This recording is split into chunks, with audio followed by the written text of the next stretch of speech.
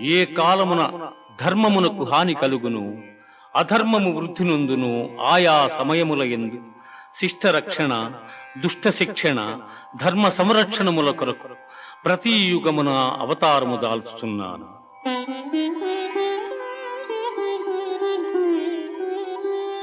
వీతరాగ భయ క్రోధాః మన్మయా మాముపాశ్రితాః బహవో జ్ఞాన తపసా పూతా మద్భావమాగతాః.